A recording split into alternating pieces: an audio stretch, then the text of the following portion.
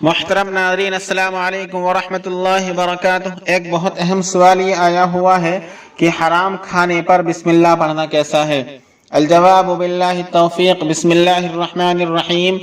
اگر کوئی شخص حرام قطعی مثلا زنا، شراب وغیرہ کی ابتدا میں شروعات میں بسم اللہ پڑھتا ہے تو وہ شخص دائرہ اسلام سے نکل جائے گا اور کافر ہو جائے گا، کیونکہ یہ عمل بسم اللہ کی توہین پر مبنی ہے۔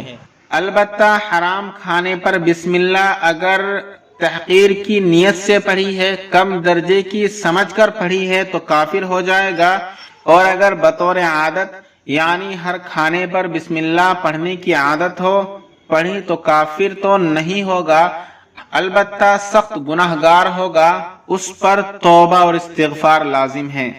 فقط والسلام، واللہ عالم بالصواب وعلمہ اتم۔ ویڈیو پسند آئے تو لائک کیجئے، شیئر کیجئے اور چینل کو سبسکرائب کر دیجئے۔